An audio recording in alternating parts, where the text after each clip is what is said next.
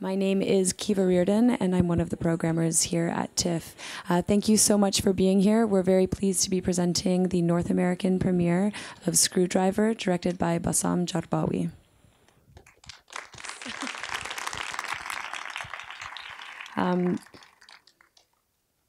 Did I come up too soon? You did, but that's okay. I'm just going to say really nice things about you and the film while you stand next to me. Just milk it. I was trying to finish this very soon. Well, now you're really in the spotlight. To begin, we would like to acknowledge that tonight's event is taking place on the treaty territory of the Mississaugas of the New Credit and the traditional territory of the Haudenosaunee, the Anishinaabe, and the Huron-Wendat, and we are grateful to have the opportunity to work in the community.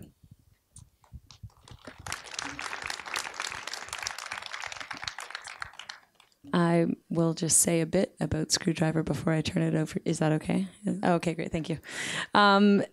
Screwdriver is the debut feature by Bassam, and it follows the story of a man who, after more than a decade in an Israeli jail, is forced to re-examine his life and try to reintegrate and readjust to a world that has become very unfamiliar, whether that's technology, relationships, and also faces the pressures around feeling like he's being held up as a martyr, but really questioning whether his actions had any impact. The film was shot on location in the West Bank with almost an entirely Palestinian crew. And Screwdriver is a striking feature debut, and it's also an important exploration of mental trauma and especially the invisible effects of the ongoing occupation. This film is eligible for the Grolsch People's Choice Award, and you can vote online at tiff.net/vote. And we would like to thank Rimsh Films for providing us with the film you are about to watch. Bassam was born in Palestine and studied film at Columbia University in New York, and he worked as a production manager, editor, and writer. And his previous credits include the short film Chicken Heads in 2009, and Screwdriver, his latest film, recently bowed at the Venice Film Festival. So we are very pleased to be able to be sharing it here today with you. And now, Bassam is already on the stage, but we should have another round of applause, please. Thank you, Kiva. Thank you, Kiva. Thank you, everyone at TIFF, and thank you for coming. Please stick around. We will have a Q&A afterwards. Yeah. Thank you. And I'd like to bring up the cinematographer, David McFarland, producer, Shrihari Sateh, producer, actress, Yasmin Qaddoumi. Please join me. And in the meantime, I'd like to thank everyone that helped make this film. Doha Film Institute, Sundance, San Francisco Film Society, IFP, Film Independent, Afaq, and there's one more, Rawi Lab.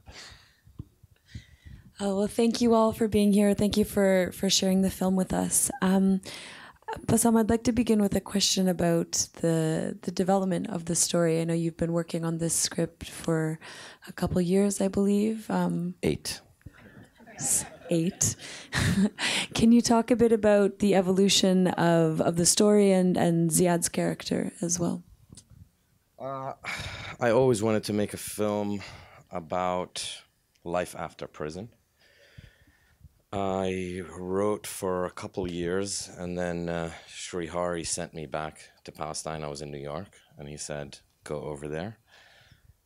And that was very useful because before that, it was a bit of a stereotypical film. And then suddenly I realized that Shrihari had sent me back to prison because all Palestinians are living in a prison.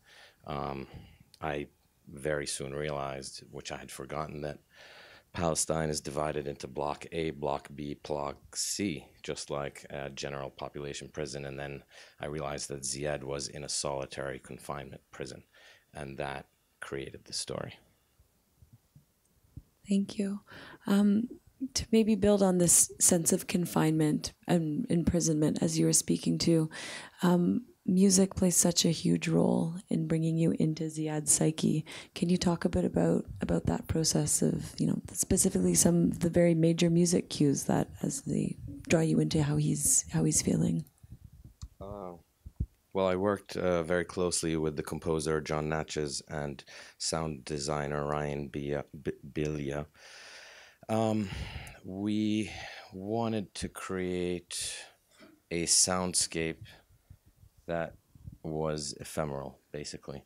What we worked with composition was instruments with glass, because when his Ramzi is shot, it's through the glass that everything shatters. And so he played a lot of instruments into glass bowls. And with the sound design, what we wanted to do was create a sense of physicality. So we worked a lot on when people touch Ziad, when they hug him, when fingers move. And basically for me, Ziad is he suffered from an Israeli sniper, but he became a sound sniper. What he saw, he could hear, and it would come and go restlessly. So that's the best I can do. That was thank you so much. I'm not sending you the easy questions, but maybe the audience will or will not. If you do have questions, please raise your hand nice and high. I will also repeat the question for the benefit of people who might not have heard. Did you just? Siri's listening. Oh, okay. I will repeat the question for the benefit of people who might not have heard. Yes, right here in the front.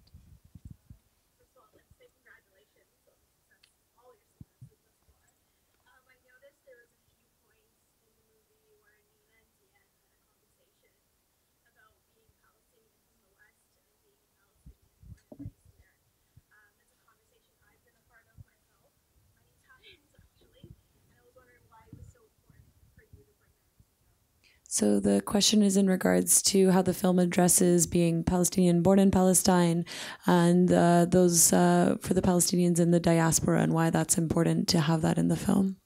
It's because the occupation stops us from seeing each other. It stops a lot of people from returning home and visiting their country. And it's amazing when you meet people that have such a feeling of belonging to somewhere they haven't seen. And we had to make a fiction film to put these two people together. It's basically the occupation's fault that we have to keep having this conversation, because we're not allowed to talk to each other. We're not allowed to talk to people from Gaza, from, inside the occupied lands 48. And so, yeah, that's why I went to a fiction film rather than a documentary. Right here. Yeah, hi. Seemed like, I think it said 1 out of 5 Palestinian men will be arrested or in jail or something, and yet Ziad seemed totally isolated and alone without any help. He couldn't relate or understand, whatever. And if there's so many men, are there any mental health or groups that get together? I'm just thinking, I wish he had talk therapy with other people that came out of the prison, and there could be so much that done to help. So the question is in regards to the lack of resources that we see that force Ziad into the corner that he's put in, that he doesn't have resources to talk or mental health access. I think Ziad is a unique case that I created because this is not simply a film for the Western audience. I'm not trying to say that prisoners do not come out and succeed. They do. So many do succeed, and they strive for big things and they achieve them. But I wanted to highlight the effects of torture. And to do that, I had to create a character that was so affected by it, because I believe that Palestinians, and especially Palestinian prisoners, are humans. And if you're human and you go through that, we are forced to overcome it. But I don't think that I wanted to do such a narrative of heroism. I needed to show people that there is such a deep trauma, and we're counting on the rest of the world to make, what did we say, Palestine great again. Glad you got that joke. It's right here. The question is whether the film will screen in Israel, but also in the occupied parts of Palestine, or even maybe globally as well, to expand on that. I don't know yet. I honestly don't know. I don't know how it would be received. I would like Israelis to see it. I think it is telling to them what they have created as a prison, the wall they're building, the isolation that they're creating. But at the same time, I'm not sure that I want to be, how do I say this, affirming the existence right now. I am not welcome. I cannot get a pass to go to Jerusalem, which is 20 minutes away. So that's a larger discussion, and we're discussing it. But it is a touchy subject. That's why maybe through distribution, it would be their choice to see it. Because I do not have a choice. Palestinians do not have a choice because they took it away from us. So, great question. I don't have a very good answer for that either. It's right here.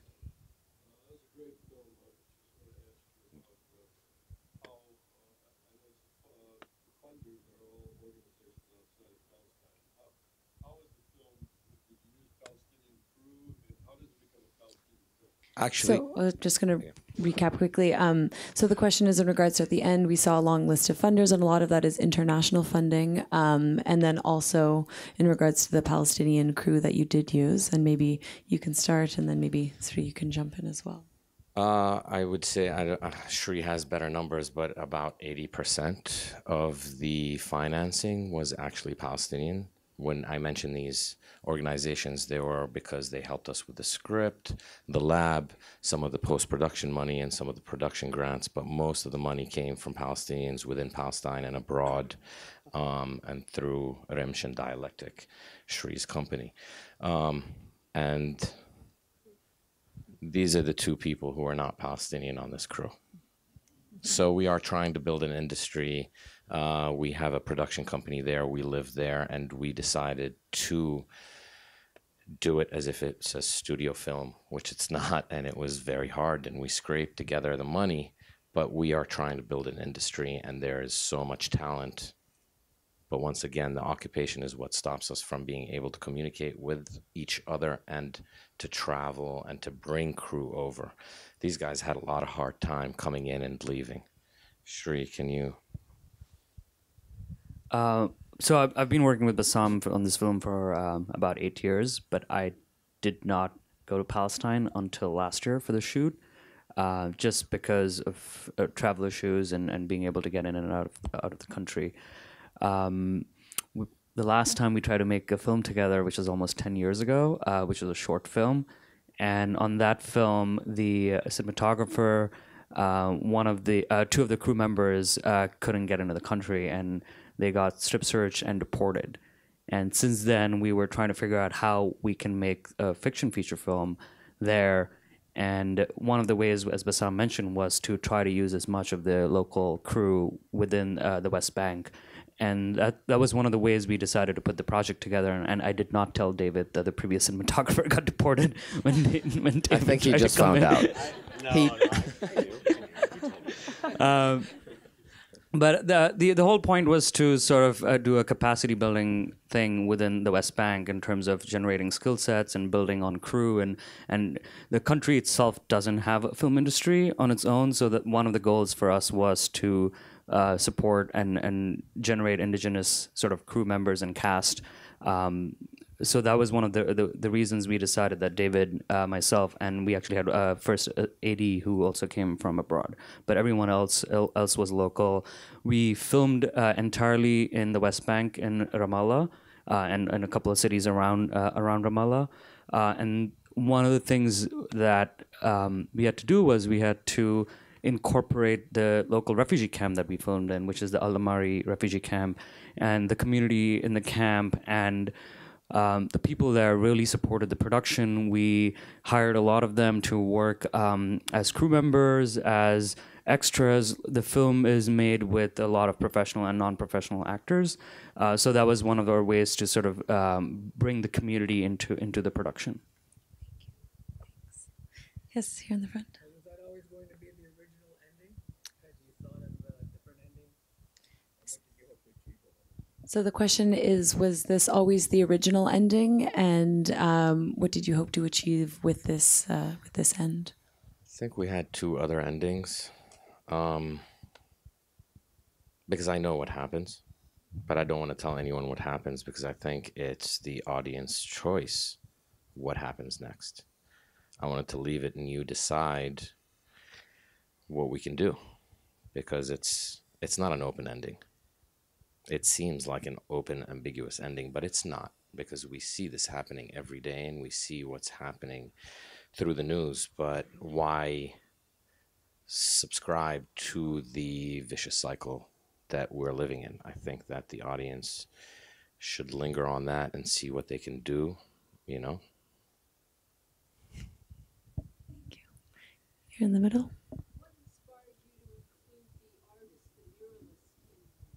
So the question is in regards to the inclusion of the artists and specifically the murals that we see, and why you wanted to include that.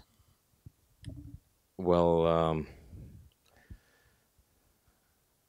growing up, I always saw murals or political statements on the wall. And I remember being in the first Intifada and the soldiers knocking on our door and making my dad go outside to cover that, because they blamed him that it was the wall between us and our neighbors. And he said, I don't have any paint. And they said, put some dirt, pour some water. And I watched my dad having to cover the wall when, you know, there was 18-year-old soldiers making him do that at gunpoint. And I've never forgotten that. So I wanted to build on that, and I've seen so much expressed through that canvas, because, again, we don't have a canvas. They're building walls. Well, we're going to paint on those walls. Just a small point. You had mentioned in the film that something that if somebody dies in prison, they keep the body until they serve the sentence. Is that true, and how is that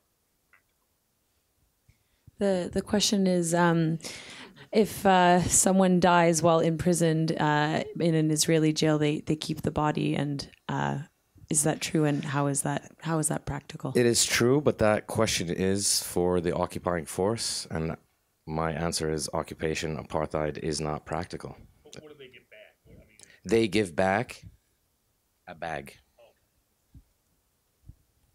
Years and years later, and I've seen it happen. People are, you know, they just want to bury their dead, and they have to wait. Right here.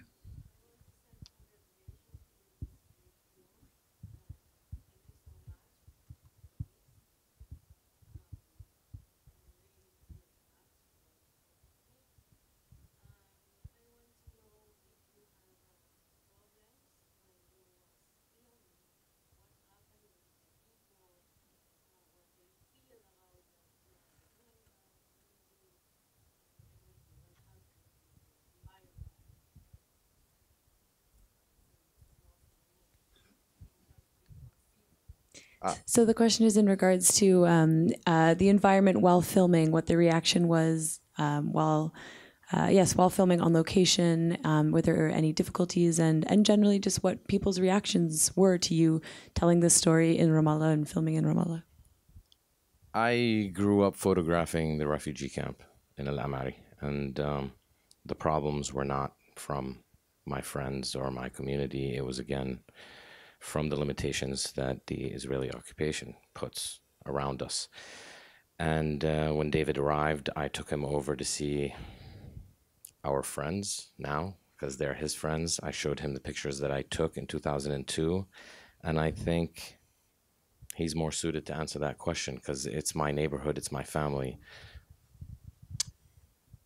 Yeah, well, there's obviously a lot of challenges in making a film like this in a place like this, both from a production standpoint, working in an environment where there's not a strong film community, so those are the technical aspects, and then there's the other kind of emotional aspect of, Bassam bearing the responsibility of telling a really important story in the place where it actually happened, because we lived in the El Amari refugee camp, and our production offices were there, and we spent every day there. And I think, Bassam mentioned it earlier, but because of his upbringing and because he was kind of a fearless teenager running around with his camera when all this violence was happening, I think he has a bit of the people of the camp, the higher ups, have a lot of faith in him and really trusted him. So from my perspective, which was a pretty unique one, and I feel very, very flattered to have gotten it.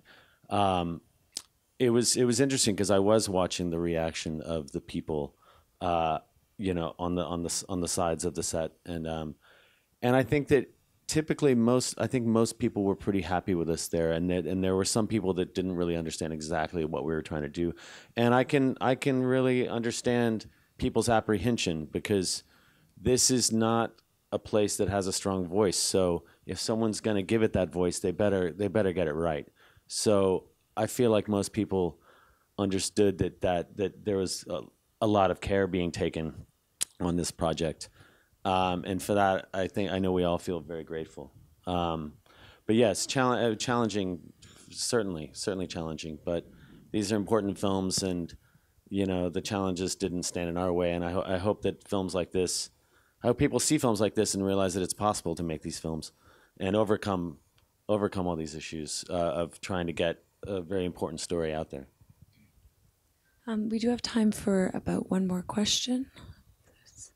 It's right here in the center. I'm wondering if you had to deal with any opposition from within Palestinian society or bureaucracy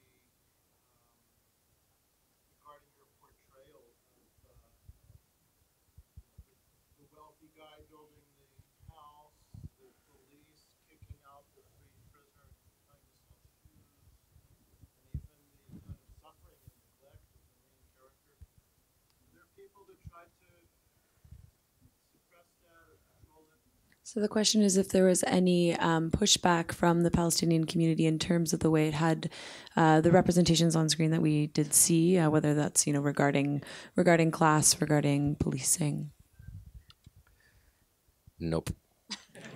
There is no censorship. When we asked the Ministry of Culture for documentation, they gave it to us. When we asked the police, nobody ever asked to see the script, because you'd be surprised about how multifaceted Palestinians are all over the world. We have been in a struggle, and I think that since a long time, everyone has understood that the more voices out there, the more multiplicity there is, the more human we become. There isn't a message that's being directed. I was never told to show anybody anything, and nobody looked at anything, and I wrote this on my own. And once I had the financing, I went to the higher ups and I said, I need this paperwork. Thank you very much. Well, thank you very much. Thank you all for being here. Please, another big round of applause for Screwdriver. Thank you. If you like the film, please vote. Oh, yeah. Yeah. That's why we bring the producers on stage. Bassam, I have to run to my next screening.